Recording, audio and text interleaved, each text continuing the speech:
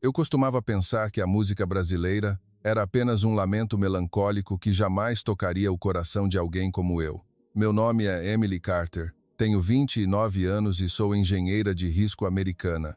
Em certa época, eu acreditava piamente que a grande música precisava ser moderna, afiada e apenas nas línguas que o mundo conhecia. Foi por isso que, no dia em que fui enviada para supervisionar o sistema de som em uma competição de coral estadual em uma escola de ensino médio na Califórnia, eu não esperava encontrar nada além de performances perfeitamente ensaiadas e coreografadas. Mas assim que vi uma jovem brasileira ser empurrada para a última fila, observei seu pai parado em silêncio à distância, com as mãos calejadas pelo trabalho árduo, e vi o brilho de uma paciência além de sua idade em seus olhos. Comecei a sentir que esta noite poderia não apenas mudar minha ideia sobre a música brasileira, mas poderia desmantelar toda a minha arrogância. Assim que esse pensamento me ocorreu, tentei me dizer para não julgar algo por apenas alguns segundos, mas quanto mais o ensaio avançava, mais eu via que a anormalidade não era algo que eu estava imaginando. A sala de ensaio do coral estava repleta de sons de piano, de partituras e do arrastar de sapatos no chão polido. A luz da tarde, vinda das janelas altas, entrava diagonalmente, fazendo tudo parecer calmo, organizado e quase perfeito aos olhos de um observador externo. No entanto, sob essa ordem, algo frio estava escondido. Daniel Hall estava de pé no centro da sala, com a postura de alguém acostumado a dar ordens. Ele segurava um lápis na mão, como se fosse uma batuta que determinava o destino de cada criança na equipe. Ele parava sempre em frente à sua própria filha antes dos outros, arrumando a posição de seus ombros, ajustando o ângulo de seu rosto e indicando o ritmo da respiração de Chloe com uma delicadeza quase pessoal. Você deve ficar aqui, no centro da primeira fila. A luz cairá perfeitamente, ele disse, enquanto a movia para o ponto mais proeminente do palco, como se aquilo já estivesse determinado desde o início. Ninguém se surpreendeu.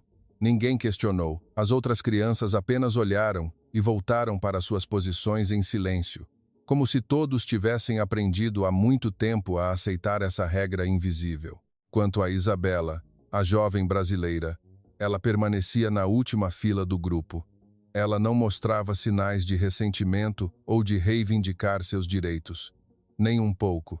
Apenas olhava para a partitura em suas mãos, movendo as pontas dos dedos suavemente na borda do papel, como se estivesse memorizando algo mais profundo do que as notas. Quanto mais eu a observava, mais eu sentia que seu silêncio não era fraqueza, mas parecia a superfície de uma água tão imóvel que era impossível prever quão forte era a corrente por baixo. Em um dado momento do ensaio, Daniel parou a música abruptamente, franziu a testa e apontou para a última fila. Isabela, sua voz está muito alta. Não te disse para não tentar se destacar? Seu papel é apoiar o coro, não desviar a atenção. O tom de sua voz não era alto, mas era autoritário o suficiente para cortar a atmosfera da sala ao meio. Algumas crianças olharam para Isabela com simpatia, outras desviaram o olhar rapidamente para não se envolverem naquele desconforto. Eu mesma, parada atrás da mesa de controle de som, senti como se aquelas palavras tivessem me atingido no peito de forma estranha. Isabela levantou o rosto lentamente, seus olhos estavam tão calmos que isso me deixou ainda mais inquieta. Ela juntou as mãos ligeiramente, automaticamente, de uma maneira respeitosa além de sua idade, e respondeu brevemente: "Sim, senhor." Não houve discussão, nenhum tom sarcástico, nem mesmo um semblante de mágoa. Ela recuou para que suas costas se fundissem com a sombra dos outros, como se estivesse treinando para desaparecer da vista de todos na sala. Eu não sei o que os outros viram, mas o que eu vi foi uma criança tentando preservar sua dignidade com calma. Olhei pela janela de vidro e vi o mesmo homem parado no corredor lá fora. Ele devia ser o pai dela. Sua camisa desbotada estava amarrotada pelo trabalho do dia inteiro. As mangas arregaçadas revelavam a pele calejada e queimada de sol. Ele estava longe o suficiente para não incomodar ninguém, mas perto o suficiente para ver sua filha a cada movimento. Seu olhar não era de raiva explícita, mas naquele silêncio havia algo tão pesado e doloroso que tive que desviar o rosto por um momento. Era o olhar de alguém que queria proteger, mas sabia que em certas batalhas, a criança precisava ficar no centro do fogo. O ensaio continuou, mas agora comecei a prestar mais atenção à voz de Isabela. No início, pensei que eu estava apenas sendo sensível à injustiça, mas logo percebi que havia algo real em sua voz. Embora ela cantasse suavemente e tentasse se misturar ao som geral, toda vez que sua voz surgia, ela tinha uma cor distintamente diferente das outras. A voz de Chloe era nítida e bem treinada, quase impecável, mas a voz de Isabela tinha uma profundidade indescritível. Não era apenas beleza. Parecia uma voz que havia suportado saudades, paciência e dores guardadas com tanta ordem que decantaram em gentileza. Comecei a me irritar por estar interessada demais nisso. Eu estava ali para trabalhar com o sistema de som, não para me intrometer na organização dos alunos ou na parcialidade do professor. Mas é mais difícil enganar os próprios ouvidos do que se pensa, especialmente para alguém como eu, que viveu com ondas sonoras por toda a vida. Eu podia não entender a música brasileira, não entender sua língua, não entender o mundo de onde ela vinha, mas eu conseguia distinguir qual voz vinha da garganta e qual vinha do coração. Durante uma breve pausa no ensaio, várias crianças se agruparam em um canto da sala, algumas rindo, outras pegando seus telefones para tirar fotos.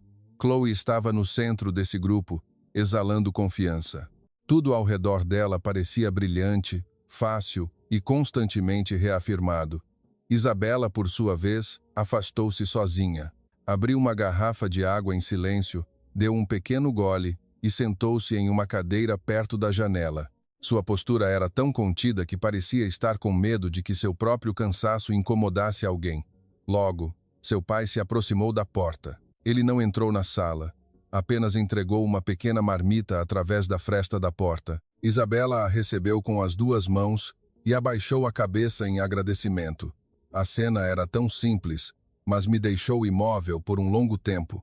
Nos Estados Unidos, eu via muitas famílias expressarem amor com grandes palavras, em voz alta ou com bênçãos em público. Mas entre aquele pai e filha, o amor estava em pequenos gestos que quase ninguém percebia.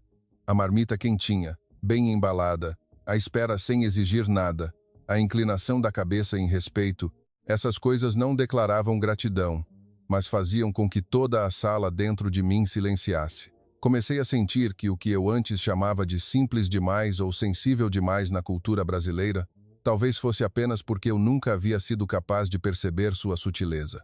Pessoas de algumas culturas não fazem barulho quando sentem dor, não se elevam quando querem ser notadas e não usam a aspereza como prova de força. Elas podem escolher suportar, permanecer calmas e preservar sua dignidade em silêncio, de uma forma que pessoas como eu costumavam ignorar. Quando o ensaio recomeçou, Daniel continuou tratando Isabela da mesma forma. Cada uma de suas instruções parecia destinada a impedi-la de brilhar, nem que fosse um pouco mais baixo, não coloque muita emoção. Escute a Chloe e acompanha. Ele repetia tantas vezes que comecei a sentir que seu acompanhar não se referia apenas ao ritmo da música, mas significava dizer a ela qual era o seu lugar naquela sala. E foi então que algo dentro de mim começou a mudar lentamente. Não porque eu tivesse entendido tudo, não porque eu tivesse abandonado meu preconceito contra a música brasileira imediatamente, mas porque comecei a me perguntar se essa garota ainda conseguia manter a calma sob tamanha pressão, se seu pai ainda estava ali todos os dias com o mesmo olhar, se sua voz ainda possuía beleza mesmo sendo constantemente reprimida. Então talvez o que eu estivesse observando não fosse apenas uma estudante sendo ignorada, mas sim uma história muito mais profunda e grandiosa do que aquela sala de ensaio poderia esconder por muito tempo. Foi naquele momento que percebi, pela primeira vez, que eu não estava mais esperando apenas o ensaio terminar. Eu estava esperando o dia em que o silêncio de Isabela falaria alto o suficiente para que ninguém na sala pudesse fingir não ouvi-lo. Enquanto eu pensava nisso, o ensaio daquele dia acabou. Muitas crianças apressaram-se em guardar suas partituras e saíram correndo da sala com a energia de adolescentes recém-libertos de uma pressão temporária. Risadas, o som de sapatos no chão e conversas sobre roupas, fotos e a programação do próximo concurso foram gradualmente diminuindo junto com a luz fria que começava a desvanecer pelas janelas altas. A sala de ensaio, que momentos antes estava tensa, silenciou rapidamente, restando apenas o cheiro de madeira antiga, de papel de partitura e o murmúrio suave do ar-condicionado lá em cima. Desliguei a mesa de controle de som, seção por seção, verificando a integridade dos cabos, como era meu hábito de trabalho, nunca deixando que erros escapassem facilmente. Mas, embora ainda estivesse trabalhando sistematicamente, minha mente não estava mais nos equipamentos à minha frente. Ela ainda estava presa à jovem brasileira e ao olhar de seu pai, parado do lado de fora do vidro como a sombra de um amor que não tinha o direito de fazer barulho. Ao levantar a cabeça novamente, vi que Isabela ainda não havia saído da sala. Ela estava sentada sozinha no mesmo canto perto da janela, em uma pequena cadeira de madeira onde a sombra da luz fria caía sobre metade de seu corpo, deixando seu rosto com uma expressão calma, quase triste. Ela não pegou o telefone como as outras crianças, não se apressou em arrumar suas coisas para ir para casa como alguém que queria fugir de um dia difícil. Pelo contrário, ela estava sentada ali, imóvel, como se estivesse realizando algum rito importante demais para ser interrompido. Em suas mãos, um pequeno caderno de capa de tecido creme, cujas bordas já estavam macias de tanto uso. Ela o abriu com delicadeza, como se estivesse tocando algo frágil. Hesitei por um momento antes de me aproximar o mais silenciosamente possível. Não era por curiosidade. Havia algo na atmosfera ao redor dela que me puxava. Quando parei não muito longe, consegui ver as letras no caderno com mais clareza. Era em português. A caligrafia pequena, organizada e estranhamente bonita. Cada letra era escrita com intenção, como se quem escreveu não quisesse apenas registrar palavras, mas preservar seu significado para que não se perdesse. Não consegui ler uma única palavra, mas só de olhar, senti o amor que havia sido colocado em cada linha. Isabela pareceu perceber minha presença. Levantou um pouco a cabeça, seu rosto surpreso por um breve instante antes de voltar à sua doçura habitual. Desculpe, vou guardar minhas coisas agora, disse ela suavemente, em inglês, com um sotaque delicado. Tudo bem, respondi, e meus olhos inadvertidamente voltaram ao caderno. Você está escrevendo uma letra de música? Ela seguiu meu olhar e ficou em silêncio por um segundo, como se estivesse ponderando o quanto abriria a porta para seu outro mundo para mim. Finalmente, ela assentiu suavemente. Sim, é uma música antiga da minha mãe. Não sei por que essa breve resposta fez meu coração parar. Não foi apenas pela palavra mãe, mas pelo tom de sua voz ao dizer, lá, tão suave, tão respeitoso, mas cheio de algo profundo demais para uma garota de 17 anos carregar. Sua mãe compôs? Perguntei com cautela. Dessa vez, ela não respondeu imediatamente. As pontas de seus dedos roçaram suavemente uma linha no caderno, como se estivesse tocando a mão de alguém que já não estava mais ali. Sim, minha mãe compôs antes de falecer. Ela fez uma pequena pausa e continuou com um sorriso contido. Minha mãe disse que se um dia eu sentisse saudades de casa, da voz dela, ou sentisse que não era compreendida, era para eu voltar e cantar esta música, porque nela havia tudo o que ela queria me deixar. Fiquei imóvel sem perceber. Aquelas palavras eram simples, mas tão profundas que não consegui responder de imediato. No mundo que eu conhecia, a música geralmente era medida pela qualidade do som, pela precisão das notas, pela resposta do público ou por padrões técnicos comprováveis. Mas para essa menina, uma música era mais do que uma obra de arte. Era como o último lar, como os braços que restavam depois que a perda havia levado quase tudo embora. Sentei-me em outra cadeira sem perceber. Minha própria voz diminuiu automaticamente. Sua mãe era cantora, o olhar de Isabela mudou instantaneamente. Não era uma tristeza dilacerante, mas uma tristeza lindamente contida. Minha mãe costumava cantar no Rio, disse ela lentamente, como se estivesse escolhendo cada palavra do fundo do coração. em um palco pequeno no Rio. Minha mãe amava muito o palco, amava muito a música, mas nunca me ensinou a cantar para ser famosa.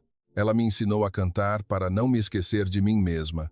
Eu nunca tinha ido ao Brasil, nunca soubera detalhes sobre teatros ou músicas antigas de lá. Mas quando ela mencionou aquele lugar, senti que devia ser um lugar significativo o suficiente para ainda brilhar na voz de uma filha, mesmo que o tempo tivesse passado e quem antes estivera lá tivesse partido deste mundo. Fora da porta, vi a sombra de seu pai se mover pelo vidro. Ele devia ter voltado para ver se ela ainda estava lá, mas não entrou para incomodar. Ele apenas parou à distância, como alguém que conhecia os limites do amor muito bem. Olhei para ele e voltei para Isabela. Seu pai deve ter muito orgulho. Isabela abaixou os olhos. Seu sorriso, desta vez, continha tanto doçura quanto uma dor oculta. Meu pai não fala muito, disse ela, mas ele se lembra de todos os dias em que minha mãe cantava. Ele nunca estudou música, mas depois que minha mãe se foi, ele começou a tocar as músicas antigas dela todas as noites. Ele disse que se eu continuasse cantando, nossa casa não ficaria silenciosa demais. Apertei os lábios sem perceber. Aquela frase parecia que alguém estava abrindo algo em meu peito, camada por camada.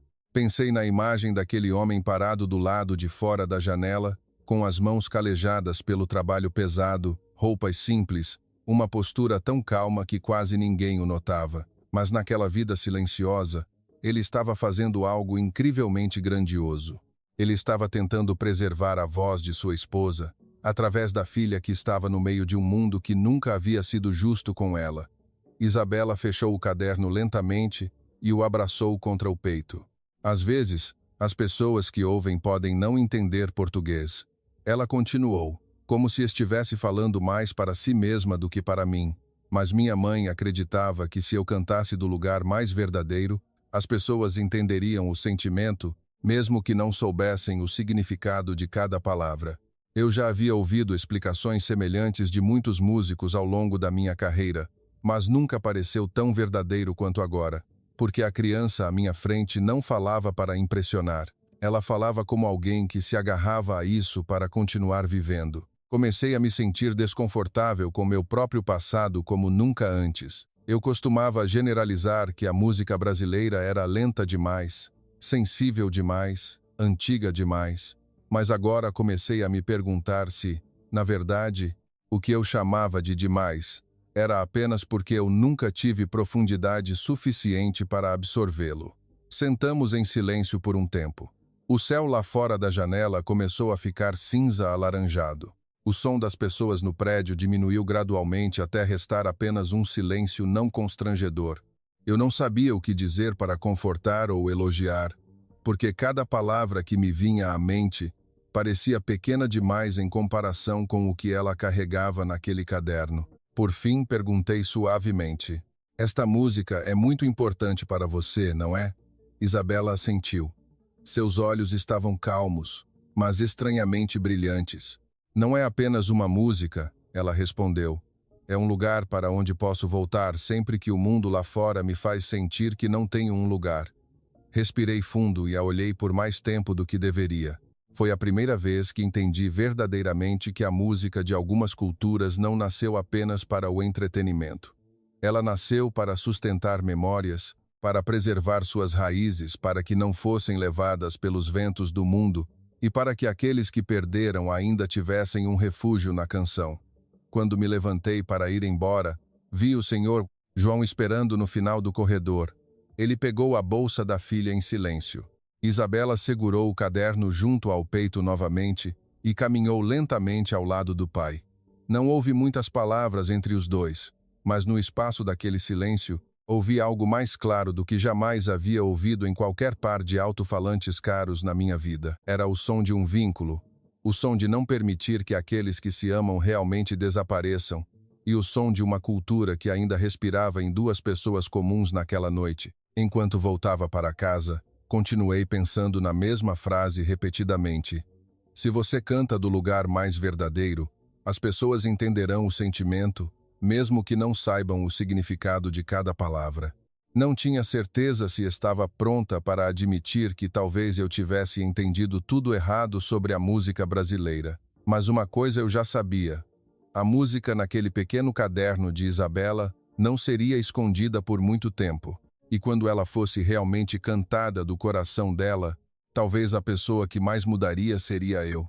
Naquela noite, depois de chegar em casa, não liguei nenhuma música.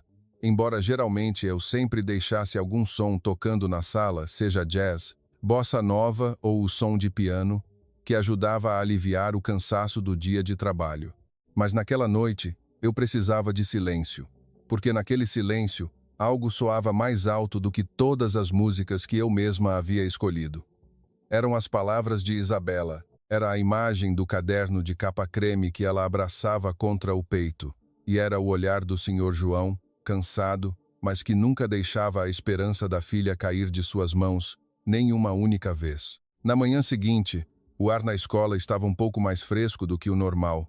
O céu lá fora estava pálido, como em um dia em que algo estava prestes a acontecer sem grandes sinais. Hoje era o dia das audições individuais para a competição estadual. Todos os alunos chegaram mais cedo do que o normal, seus uniformes mais arrumados do que de costume. As risadas eram mais baixas, as conversas mais curtas.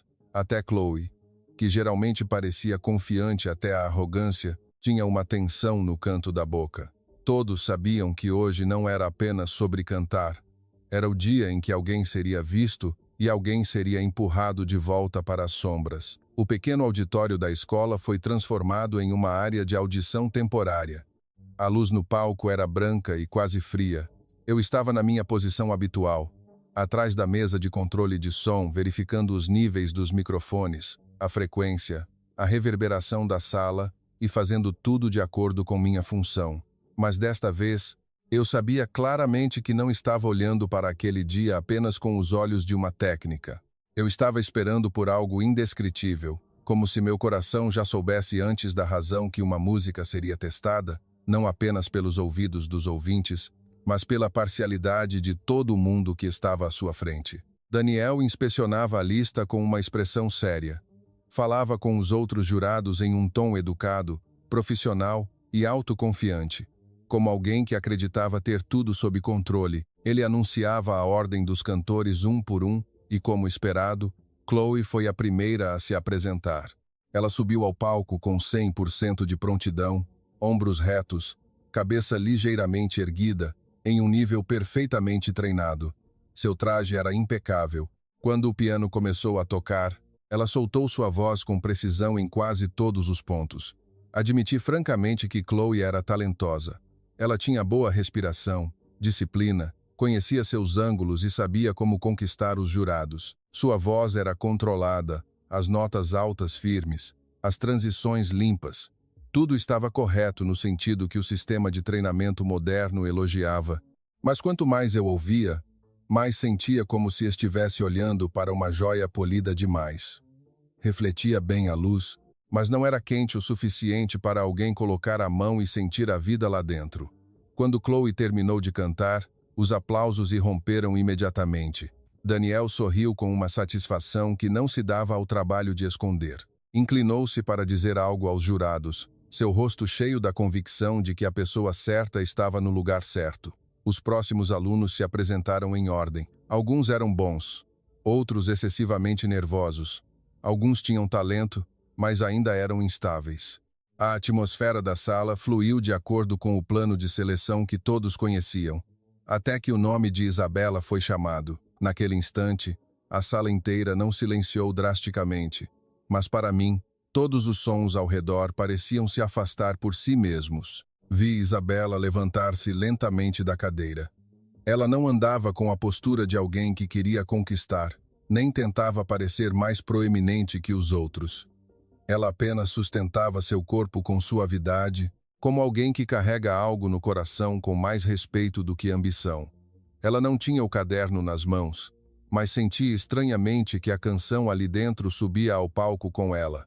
Ela ficou no meio da luz branca do palco, respirou fundo uma única vez e assentiu suavemente para o pianista. Olhei para Daniel. Ele estava sentado ereto, com uma expressão mais inexpressiva do que o normal, como se estivesse prestes a julgar algo antecipadamente. O senhor João estava nos fundos do auditório, perto da porta, com as mãos entrelaçadas tão firmemente que se viam os tendões. Não acho que ele estivesse ali esperando uma vitória. Acho que ele estava ali apenas para estar presente no dia em que sua filha teria que ficar sozinha sob os olhos de todos na sala. E então Isabela cantou a primeira nota.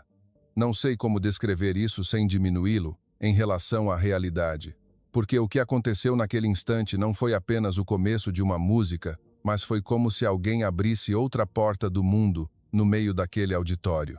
Sua voz não era muito alta, não invadiu os ouvidos da maneira que alguns cantores usam para anunciar poder, mas era profunda, quente e carregava a substância da emoção em cada onda sonora de forma tão clara que senti imediatamente que todos na sala estavam levantando a cabeça para ouvir com o mesmo instinto. Ela cantou em português, palavras que eu não entendia nem uma única, mas que flutuavam no ar com peso, com uma ternura que não era fraqueza, com uma tristeza que não se rendia e com uma saudade que não pedia pena de ninguém. Eu sempre pensei que não entender a língua me impediria de sentir a música completamente, mas naquele momento eu sabia que havia subestimado os seres humanos, porque mesmo sem saber o significado de cada palavra, eu ainda sentia o que a música estava fazendo aos corações das pessoas, uma por uma, como mãos invisíveis tocando os pontos mais sensíveis. A voz de Isabela não me levou ao palco. Ela me levou a uma casa que nunca vi, a uma mulher que nunca conheci, mas cuja presença eu comecei a sentir através da filha que cantava ali. Lembrei-me das palavras que Isabela me dissera, que aquela música tinha tudo o que sua mãe queria deixar. E naquele momento, entendi aquela frase com uma pontada. Aquela música tinha o amor da mãe, o silêncio do pai, a solidão de crescer entre duas culturas e o esforço para não se esquecer de onde seu coração realmente vinha. O auditório inteiro estava estranhamente silencioso. Ninguém se mexia. Não havia sussurros, nem mesmo a pressa dos jurados que geralmente anotavam constantemente. Algumas crianças que antes pareciam tensas por causa da competição, agora olhavam para o palco como se tivessem esquecido que estavam em uma audição. Vi uma mulher do corpo docente apertar os lábios, como se estivesse segurando algo, e eu mesma percebi que minha respiração ficou mais suave sem querer, como se temesse que o menor movimento pudesse quebrar aquele momento. Isabela não usou sua voz para exibir suas habilidades. Ela não tentou impressionar a todos com técnicas ou notas altas desnecessariamente difíceis. Mas quanto mais ela cantava, mais eu via claramente que sua grandeza estava ali mesmo, em saber que aquela música exigia verdade, não superinterpretação, exigia colocar o coração por inteiro, sem pedir aprovação antecipada. E isso a tornava mais poderosa do que qualquer outra coisa naquela sala. À medida que a música avançava para sua parte mais profunda, sua voz parecia brilhar por dentro. Não era o brilho da felicidade, mas o brilho de uma pequena lâmpada ainda acesa em meio a um forte vento. Ela tremia às vezes, mas não se apagava, e por ter estado perto de apagar tantas vezes, era linda demais para desviar o olhar.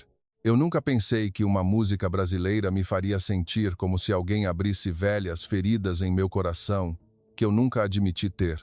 Mas naquele momento, senti realmente que a voz de Isabela estava levando todas as pessoas naquela sala a confrontar o que amavam, o que perderam e o que ainda queriam preservar para que não desaparecesse. Quando a última nota lentamente se desvaneceu, ninguém aplaudiu imediatamente. O silêncio após o fim da música não era de hesitação, mas era o silêncio de pessoas que acabaram de ser tocadas tão profundamente que não podiam voltar ao normal tão rapidamente.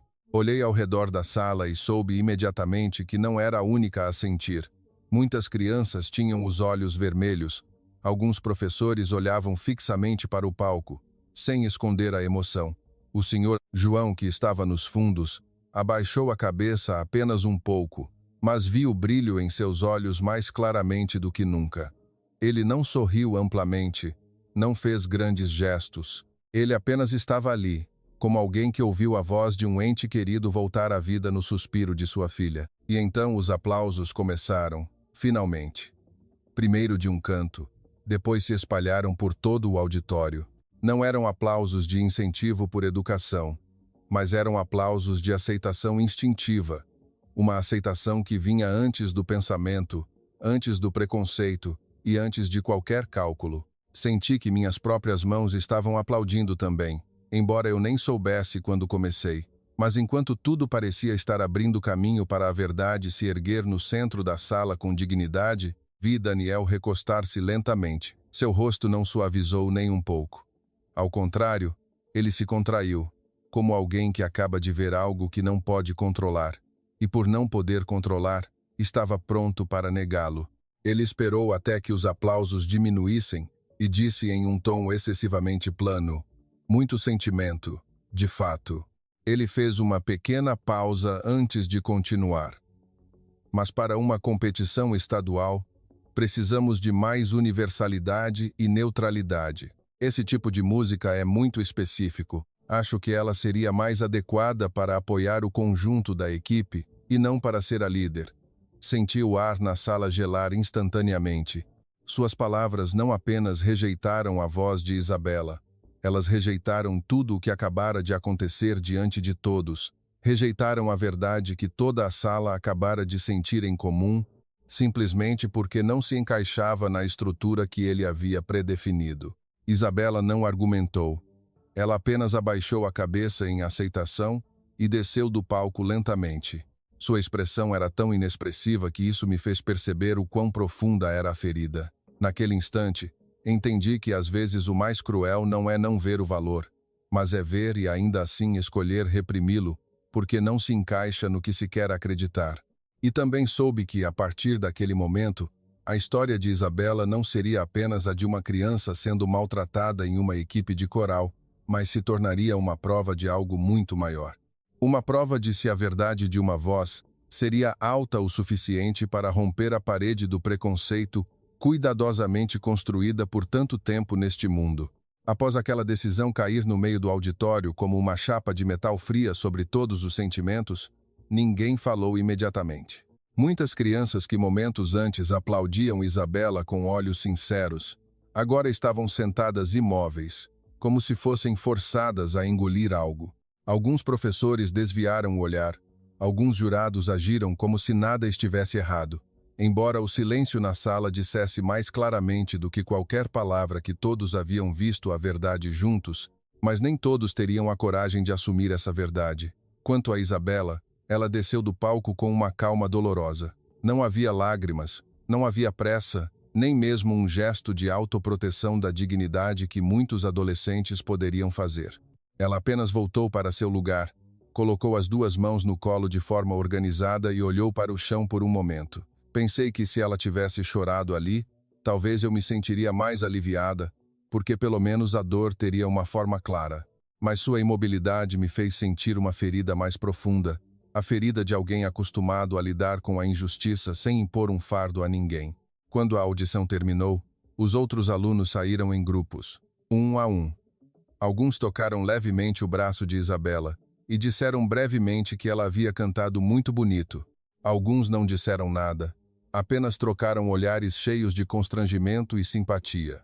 Eu a vi sorrir gentilmente para todos, de uma maneira que fazia com que o observador sentisse ainda mais um aperto no peito, porque aquele sorriso não era de alguém que não sentia dor, mas de alguém que tentava não deixar sua própria dor incomodar ninguém. O Sr. João esperava no mesmo lugar, perto da porta. Ele não se apressou em se aproximar dela imediatamente, como alguém que queria confortar excessivamente. Ele apenas estava ali, dando espaço, dando tempo e deixando a filha vir até ele. Quando Isabela se aproximou, ele lhe estendeu uma garrafa de água sem dizer nada. Ela a recebeu com as duas mãos, abaixou um pouco a cabeça e deu um pequeno gole, antes que os dois saíssem juntos em silêncio. Olhei para aquela cena e senti como se estivesse vendo uma forma de linguagem que não precisava de uma única palavra, mas estava cheia de amor, respeito e um apoio profundo. Guardei meus equipamentos mais lentamente do que o normal naquele dia, não porque havia algo extra para verificar, mas porque eu ainda não queria me deixar sozinha com os sentimentos que ainda não tinham um lugar. Finalmente, Ao sair para o pátio ao lado do prédio, vi o pai e a filha sentados em um banco de madeira sob uma grande árvore perto do estacionamento. A luz fria do fim do dia estava se transformando em um dourado opaco. O senhor, João, estava ligeiramente inclinado, uma das mãos segurando a marmita aberta, a outra repousando no joelho. Isabela sentava ao lado dele. Ela não comeu muito, apenas cutucava o arroz na marmita com a colher, como alguém que tentava agir normalmente. Hesitei por um momento antes de me aproximar. Quando eles me viram, Isabela levantou-se ligeiramente, como se estivesse envergonhada, e o senhor João também se moveu, parecendo pronto para se levantar. Aquela imagem me fez sentir ainda mais envergonhada do mundo que eu conhecia, um mundo onde as pessoas geralmente demonstram polidez apenas na frente de quem tem mais poder, mas para essas duas pessoas, a polidez parecia fazer parte de sua respiração, algo presente em pequenos gestos, sem precisar pensar. Não precisa se levantar, apressei-me em dizer, e sentei-me no outro lado do banco, depois de receber um aceno de cabeça do senhor João. Hoje, Isabela cantou de uma forma realmente linda. Isabela abaixou os olhos ligeiramente, como se estivesse envergonhada do elogio. O senhor João olhou para mim com um olhar profundo e calmo. Ele não respondeu imediatamente, mas quando falou, sua voz era mais suave e clara do que eu jamais havia ouvido. Obrigado, disse ele. Ela se esforçou muito. Aquela frase curta parecia comum, mas o que estava por trás da palavra esforçou era tão pesado que percebi imediatamente que não se referia apenas à prática da música. A conversa entre nós se estendeu gradualmente, sem que percebêssemos. Fiquei sabendo que o senhor João trabalhava com manutenção e havia carregado cargas em armazéns por muitos anos. Nos dias em que tinha trabalho, voltava para casa tarde. Nos dias sem trabalho, saía de madrugada para procurar outro. Sua vida nunca foi estável o suficiente para fazer planos de longo prazo. Mas uma coisa que ele nunca deixou faltar foi o tempo para levar e buscar a filha e esperar, lá sempre depois do ensaio. Às vezes, meu pai voltava com as mãos tão inchadas que mal conseguia segurar uma colher, disse Isabela suavemente, como se estivesse confessando uma verdade que não queria que ninguém visse, mas ele ainda tocava as músicas da minha mãe para mim todas as noites. O senhor, João, sorriu fracamente assim que a filha mencionou aquilo. Seu sorriso não era o sorriso de alguém orgulhoso do cansaço, mas o sorriso de alguém que escolheu aceitá-lo porque havia algo mais importante. Se a casa não tiver música, ficará muito silenciosa, disse ele lentamente, e se a casa ficar muito silenciosa, as pessoas começarão a esquecer de onde vieram. Eu ouvi sem interromper mais, porque senti que cada palavra dele não era para se descrever como digno de pena. Pelo contrário, ele falava como se estivesse defendendo um valor silenciosamente. Um valor que, na vida apressada americana, quase ninguém parava para ouvir o suficiente para entender. Ele me contou que quando estavam no Brasil, sua esposa, Lívia, tinha um palco, tinha pessoas que conheciam sua voz, tinha uma vida plenamente conectada à música. Mas depois que os dois se mudaram para a América, a vida não abriu mais caminho para a arte. As necessidades de aluguel, comida, seguro e a mensalidade escolar da filha fizeram com que os sonhos tivessem que ser guardados cuidadosamente, como um vestido bonito que não haveria mais oportunidade de usar. Lívia nunca reclamou, nunca culpou o destino. Ela apenas transformou gradualmente a voz de cantar no palco em um murmúrio suave na cozinha enquanto cozinhava arroz ou dobrava roupas para a filha. Minha mãe sempre dizia que se nos afastarmos mais e mais de casa a cada dia, pelo menos não deveríamos nos afastar do nosso próprio coração, continuou Isabela. Seus olhos tinham um brilho que não vinha de lágrimas, mas parecia vir de memórias que ainda estavam quentes. Então minha mãe me ensinou a cantar músicas brasileiras desde pequena, não para ser melhor que ninguém, mas para que eu soubesse que mesmo que os outros não entendessem cada palavra, eu ainda deveria não esquecer o próprio significado delas.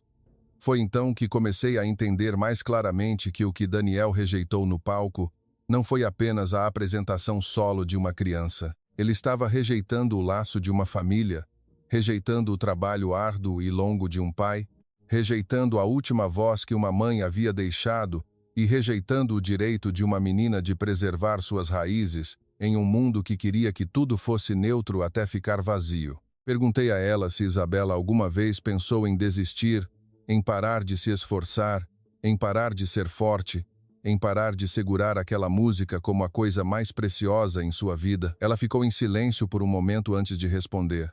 Sim, às vezes. Fico muito cansada de ter que provar que a delicadeza não significa fraqueza, cansada de as pessoas olharem para a música da minha mãe como se fosse apenas uma coisa antiga e estranha que não se encaixa aqui. Ela respirou suavemente. Mas toda vez que penso em desistir, lembro-me de quando minha mãe segurou minha mão e disse que nossa voz pode não ser a mais alta na sala, mas se for a mais verdadeira, durará mais tempo.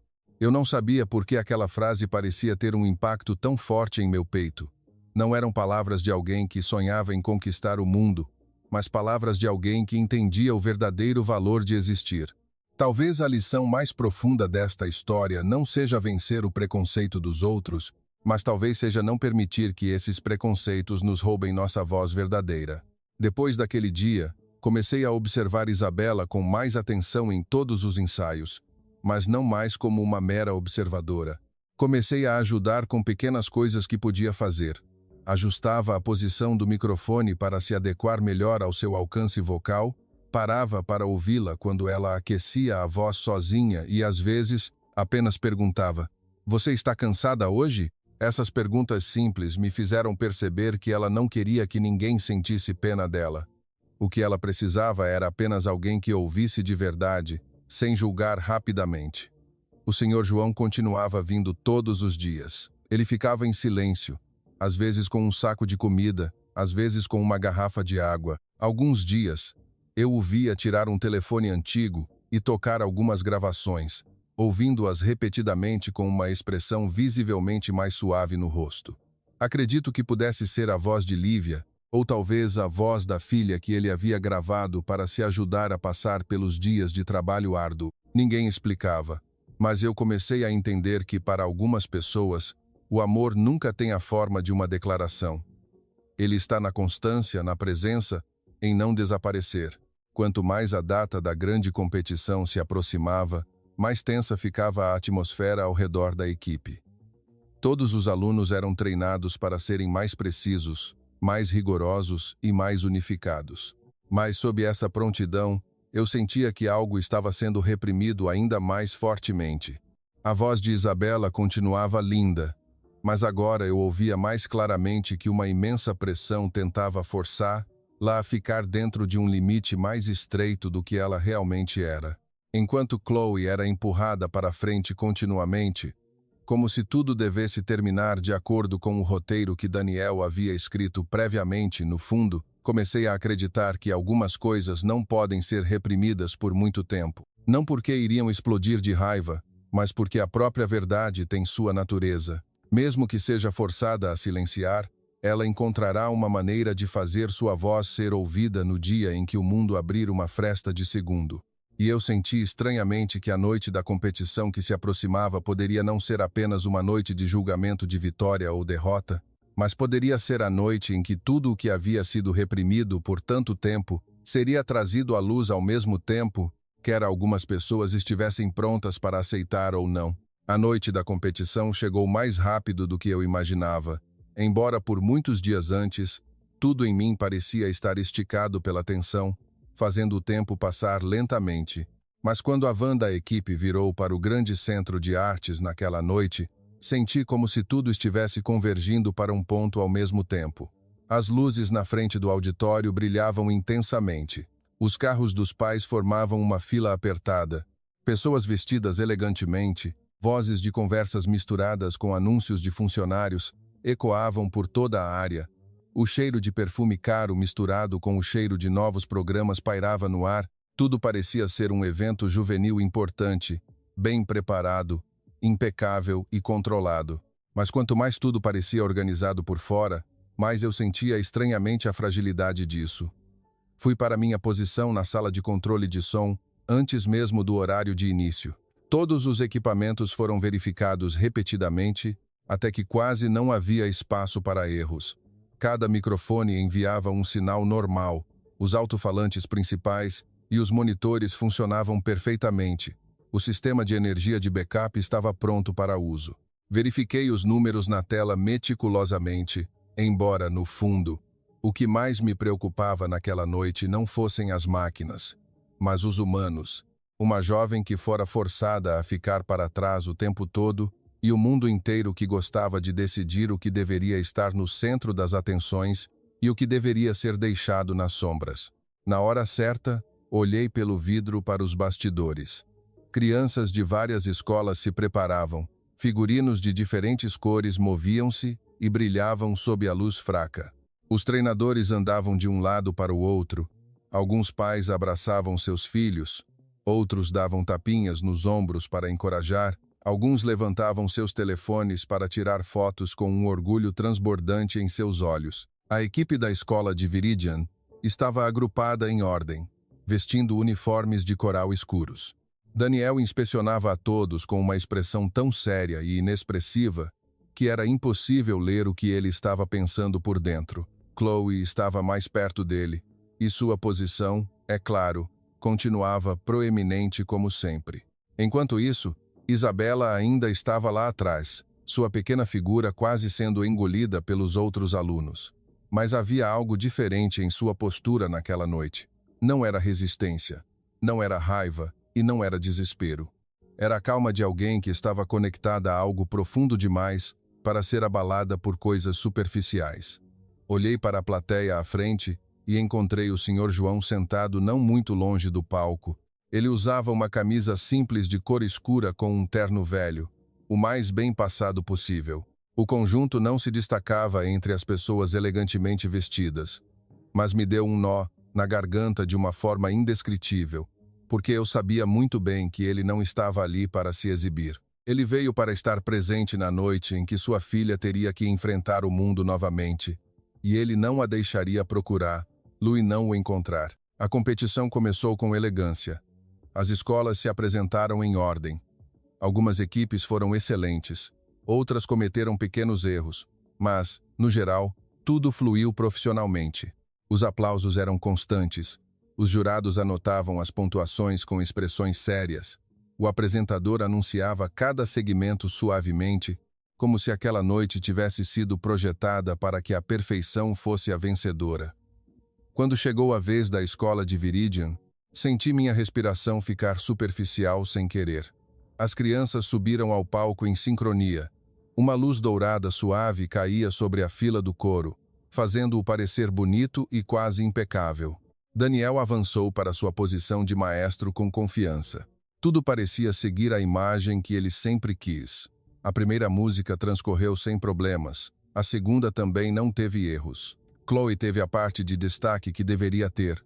Sua voz clara e nítida conforme o padrão, todo o ritmo firme como havia sido ensaiado. Mas como alguém que trabalhou com som a vida inteira, eu sabia que a perfeição muitas vezes era mais frágil do que a imperfeição. Exigia o controle de cada peça, e assim que uma peça falhava, toda a imagem poderia desmoronar em um piscar de olhos. Isso aconteceu na próxima música, sem aviso. O som do microfone principal falhou por uma fração de segundo antes de desaparecer completamente, seguido pela interrupção da música de fundo, como se alguém tivesse puxado o plugue de repente. Inclinei-me imediatamente para a mesa de controle. Algumas luzes indicadoras piscavam fora de sincronia e depois se apagavam. Um zumbido baixo do sistema elétrico ecoou na sala de controle de forma assustadora. Então, até a luz do palco cintilou e caiu em escuridão em metade da sala. Movi minhas mãos rapidamente, com todo o instinto que havia treinado, verificando os canais principais, mudando para o sistema de backup, reiniciando alguns módulos, chamando a equipe de campo pelo interfone. Tudo aconteceu em poucos segundos, mas na minha percepção, pareceu uma eternidade, como se o tempo tivesse se separado do mundo real. Os sussurros da plateia começaram a aumentar em ondas. As crianças no palco pararam, algumas olhando umas para as outras com pânico.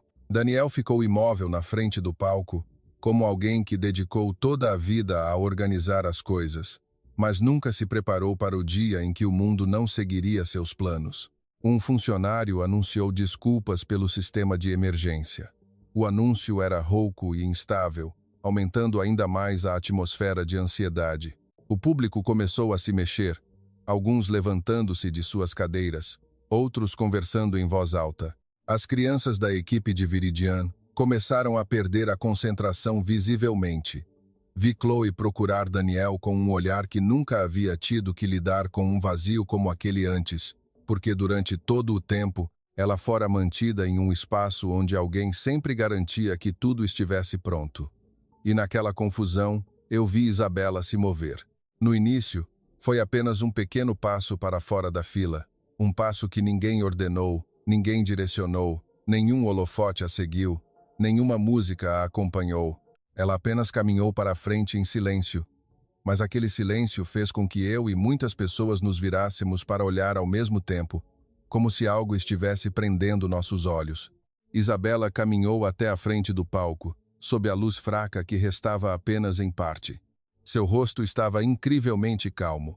Não havia desejo de roubar a atenção, não havia medo e não havia hesitação de alguém prestes a fazer algo além de suas capacidades. Havia apenas a profunda calma que eu havia visto na noite em que ela me mostrou o caderno de sua mãe. Ela respirou fundo uma única vez e começou a cantar.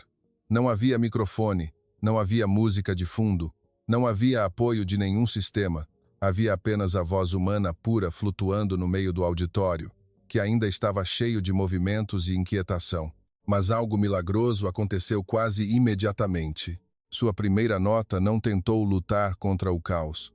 Ela simplesmente apareceu com autenticidade, e por causa dessa autenticidade, tudo ao seu redor gradualmente silenciou, como se toda a plateia tivesse sido convidada a prender a respiração ao mesmo tempo.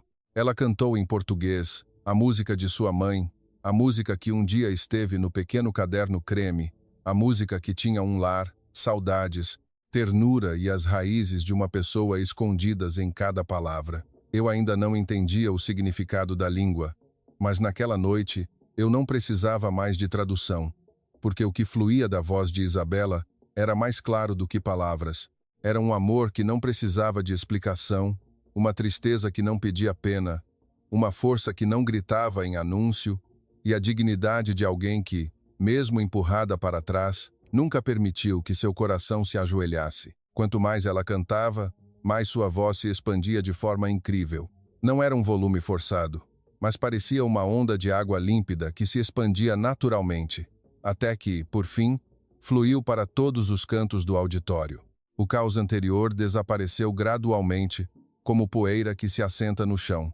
Centenas de espectadores que momentos antes estavam inquietos agora estavam em silêncio absoluto. Vi pessoas na fila do meio largarem seus telefones. Vi uma senhora idosa levantar as mãos para cobrir a boca suavemente. Vi os jurados parar-se em perceios. Vi as crianças no palco gradualmente se virarem para olhar sua companheira de equipe com uma expressão como se estivessem a vendo de verdade pela primeira vez. Para mim, aquele momento quebrou algo em mim de forma permanente. Quebrou a arrogância de pensar que a música só poderia ser grandiosa se fosse aprimorada pela técnica moderna, por um sistema de som perfeito e por padrões aceitos pelo mundo. Eu estava ali, em meio a equipamentos caros, interruptores de luz, telas e toda a tecnologia da minha profissão, mas tive que admitir de coração que o mais poderoso no auditório naquela noite não veio de nenhum equipamento. Veio de uma pequena menina que carregava o amor de sua mãe, o trabalho de seu pai e a cultura de sua terra natal em um único suspiro. Olhei para o Sr. João. Ele ainda estava sentado no mesmo lugar, mas agora as lágrimas escorriam por seu rosto queimado de sol de uma forma que ele não conseguia esconder. Ele não soluçava, não as enxugava apressadamente. Ele apenas as deixava escorrer, como alguém que esperou tempo demais por aquele minuto. Em seus olhos havia saudade, orgulho e uma dor que estava sendo consolada ao mesmo tempo.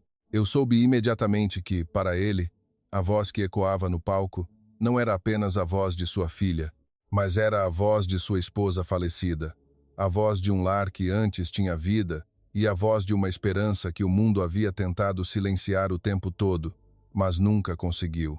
Quando a música chegou à sua parte final, Isabela não aumentou a intensidade emocional como uma artista que busca conquistar o público.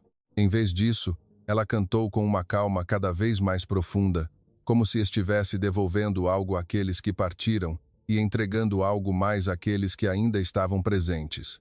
Cada nota dela parecia dizer que a ternura nunca foi fraqueza, o silêncio não era derrota e as raízes culturais não eram um fardo, mas uma luz que nos permitia nos ver na noite mais escura. Quando a última nota terminou, o silêncio envolveu o auditório novamente, mas desta vez não era o silêncio de choque, era o silêncio de ser transformado. Ninguém se apressou em falar, ninguém ousou quebrar aquele momento antes da hora. E então, de repente, alguém na plateia se levantou e aplaudiu, seguido por outra pessoa, e dezenas mais. Em poucos segundos, todo o auditório se levantou ao mesmo tempo. Os aplausos ecoaram como uma grande onda, atingindo o palco sem parar. Não era apenas uma admiração pela performance, era a aceitação de uma verdade que ninguém podia mais negar. A menina que fora empurrada para trás agora estava no centro do coração de todo o auditório e não havia posição mais digna para um ser humano estar. Os aplausos naquela noite duraram mais do que eu já havia ouvido em qualquer concurso juvenil. Não ecoaram apenas porque as pessoas estavam animadas com um evento inesperado, mas porque todo o auditório acabara de testemunhar algo tão real que nenhuma decisão poderia controlar. Quando olhei da sala de controle, vi muitas pessoas ainda em pé, algumas aplaudindo com lágrimas nos olhos. Algumas se viraram para olhar a pessoa ao lado, como se quisessem confirmar uma para a outra que o que acabara de acontecer era real. Uma menina que fora empurrada para trás havia silenciado e iluminado todo aquele lugar com sua própria voz pura. Isabela estava parada no meio do palco, em meio aos aplausos, com uma calma serena. Ela não fez um gesto de vitória, não fez uma reverência profunda como alguém que queria prolongar a emoção. Ela apenas fez um gesto de agradecimento humilde, de uma forma tão bonita que senti um aperto no peito. Aquele gesto não transmitia uma humildade superficial, mas parecia uma honra devolvida a todos que ouviram e, ao mesmo tempo, preservava sua própria dignidade de forma perfeita. Eu não sei o quanto as pessoas no auditório entenderam o significado daquele gesto, mas eu sabia que ele tinha um peso maior do que a mera cortesia. Era uma cultura que não fazia barulho, mas era tão bela que ninguém conseguia desviar o olhar. Quando os aplausos diminuíram gradualmente, os outros alunos da equipe de Viridian começaram a voltar lentamente para seus lugares. Muitos olharam para Isabela com olhos que não eram mais os mesmos. Não era apenas admiração, mas era o reconhecimento de sua verdadeira essência pela primeira vez. Vi Chloe parada. Sua expressão não era apenas de desapontamento, como eu esperava ver inicialmente. Pelo contrário, havia uma certa agitação de alguém que acabara de perceber que o que ela havia recebido o tempo todo talvez não fosse o que ela mais merecia. Quanto a Daniel, ele ainda estava no mesmo lugar na frente do palco. Mas sua imagem aos meus olhos naquele momento não era mais a do professor que controlava tudo. Ele parecia alguém que acabara de ser puxado de um esconderijo que havia construído por muitos anos. Seus padrões, sua adequação e o que ele acreditava que deveria ocupar o centro das atenções estavam desmoronando publicamente de uma forma que não poderia mais ser consertada com belas explicações. Ele se virou para olhar Isabela por mais tempo do que o normal antes de abaixar lentamente o olhar, como se admitisse a si mesmo, dolorosamente, que na noite em que o sistema de som falhou, quem fez tudo voltar a ter significado não foi sua filha, não foi o plano que ele traçou, e não foi o poder que ele costumava usar para determinar o destino das crianças na equipe. Após o término da competição, muitas pessoas ainda não queriam ir embora imediatamente. Algumas conversavam na frente do auditório, algumas perguntavam o nome da música que Isabela havia cantado, algumas falavam sobre a jovem brasileira com a voz ainda trêmula de emoção. Desci da sala de controle mais devagar do que o normal, porque minhas mãos ainda tremiam levemente com o que acabara de acontecer. Não por estresse de lidar com a falha técnica, mas porque eu sabia que aquela noite havia me mudado em um nível que eu ainda não tinha tempo para compreender. Quando cheguei aos bastidores, vi Isabela com o Sr. João perto da pequena saída lateral. Ela ainda mantinha sua postura calma, mas agora em seus olhos havia uma luz diferente. Não era a luz da satisfação por ter sido provada. Era a luz de alguém que havia superado algo sem endurecer seu próprio coração. O Sr. João estava ao lado da filha em silêncio, como sempre, mas vi claramente que suas mãos tremiam. Ele não disse nada longo, apenas tocou levemente o ombro da filha. E naquele toque havia gratidão, desculpas, orgulho e todo o amor que ele nunca havia expressado em voz alta. Antes que eu pudesse me aproximar, Daniel foi quem se adiantou para ir ao encontro do pai e da filha. Ele andava mais devagar do que o normal. Seus ombros não estavam tão largos como sempre. Seu rosto, antes tenso pelo poder, parecia visivelmente mais pálido. As pessoas ao redor gradualmente silenciaram, como se todos soubessem que aquele era outro momento tão importante quanto a voz que ecoara no palco momentos antes. Daniel parou em frente a Isabela. Ele abriu a boca como se fosse falar várias vezes, mas nenhuma palavra saiu imediatamente. Finalmente, ele respirou fundo e disse com a voz mais rouca do que eu já havia ouvido dele. "Devo um pedido de desculpas a você", disse ele lentamente, "não apenas por esta noite, mas por todos os dias passados. Eu não vi o que estava bem na minha frente, embora fosse mais real do que qualquer outra coisa." Suas palavras não eram bonitas nem polidas, mas pareciam vir de um lugar de dor genuína. Talvez por isso tivessem tanto peso. Ele se virou para o Sr. João e inclinou a cabeça visivelmente. "E também peço desculpas ao Senhor por ter feito sua filha ficar em um lugar indigno, quando ela sempre mereceu respeito." Vi o Sr. João ficar imóvel. Ele não se apressou em responder como alguém que queria vencer moralmente.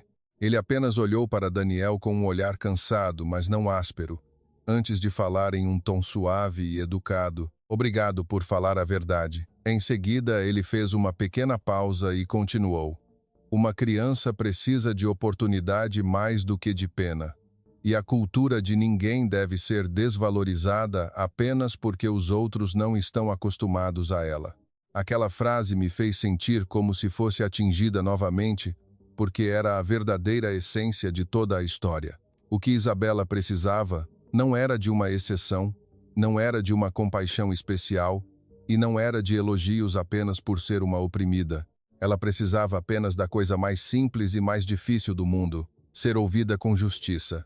Quando Daniel se afastou, eu me aproximei do pai e da filha.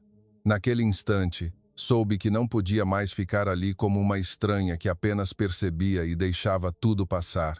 "Eu também preciso pedir desculpas", eu disse, sem ter preparado a frase previamente. Isabela e o Sr. João se viraram para me olhar.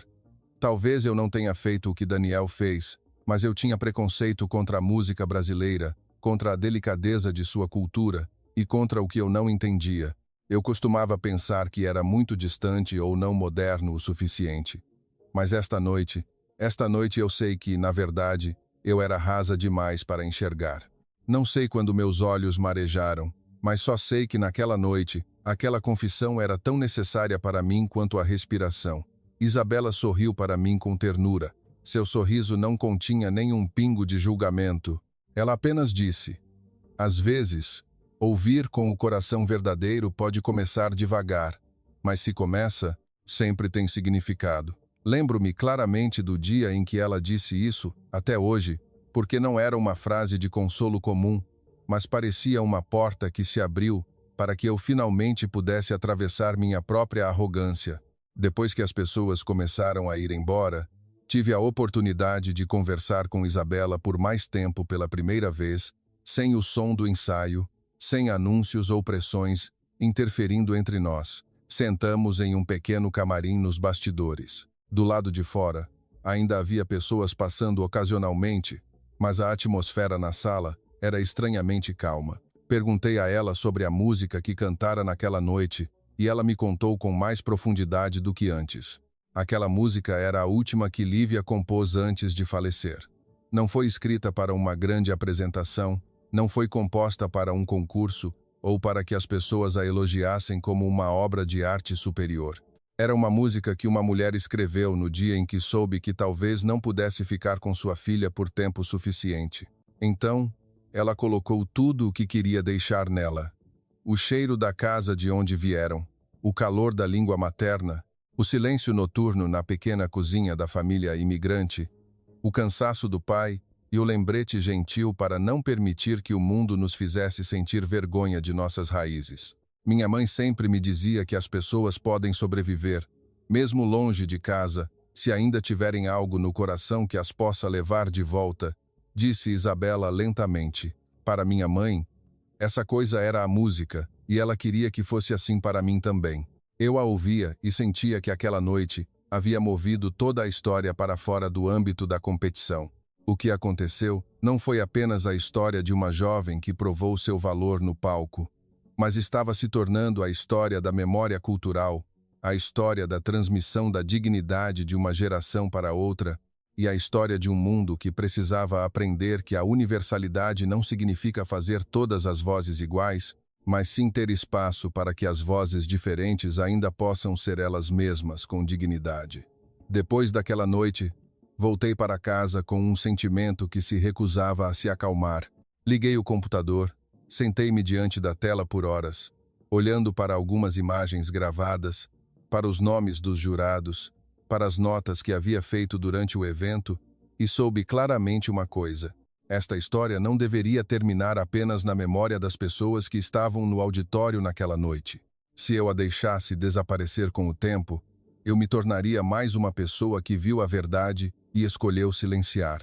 Na manhã seguinte, entrei em contato com um velho amigo que trabalhava em uma estação de televisão local. Contei-lhe sobre a jovem brasileira, sobre seu pai, sobre a mãe falecida e sobre a música que fez todo o auditório se render à verdade no momento em que toda a tecnologia falhou. No início, ele ficou em silêncio por um longo tempo antes de perguntar apenas: "Você está me dizendo que não é apenas sobre a apresentação, certo?"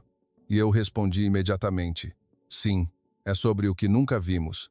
Embora estivesse bem na nossa frente o tempo todo, esse foi o início da ideia de um documentário. Eu não queria fazê-lo para criar uma inspiração superficial ou para surfar na onda de emoção após um grande evento.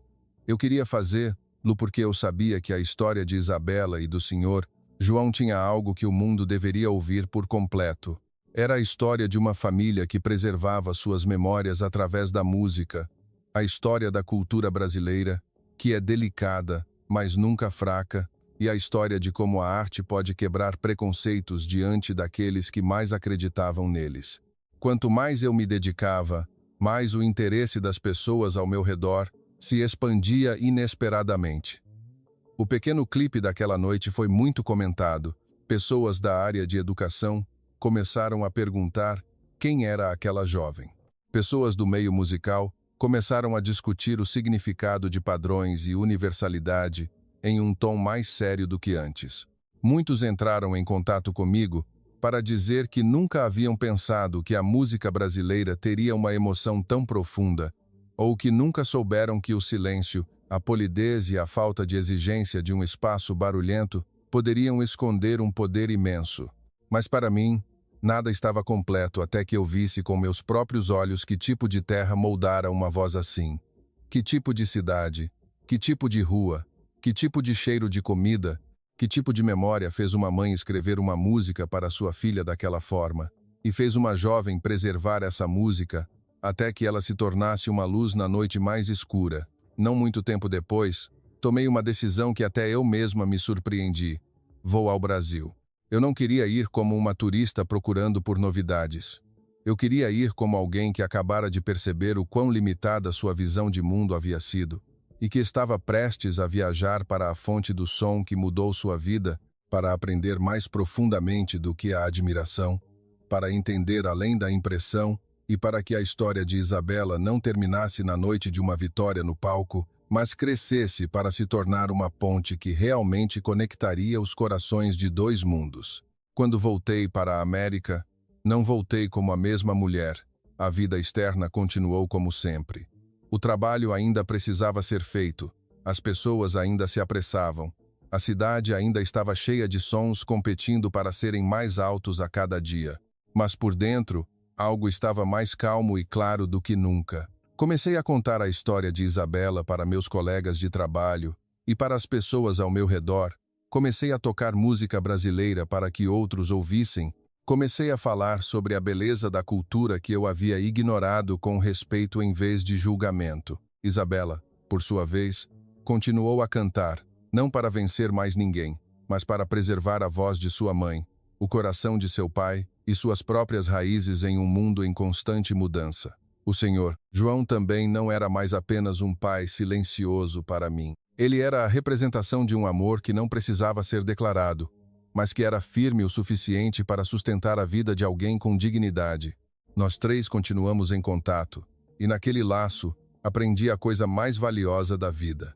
A música não precisa falar a mesma língua para que os seres humanos se compreendam.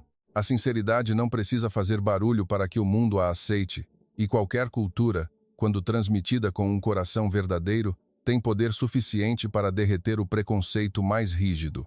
No final, eu soube que o que mudou minha vida não foi apenas a música de uma jovem brasileira, mas a verdade contida naquela voz, o amor, a gratidão, a gentileza que não era fraqueza e a lição de que, quando abrimos nosso coração para ouvir de verdade, podemos não apenas entender mais os outros, mas também encontrar o nosso próprio coração verdadeiro.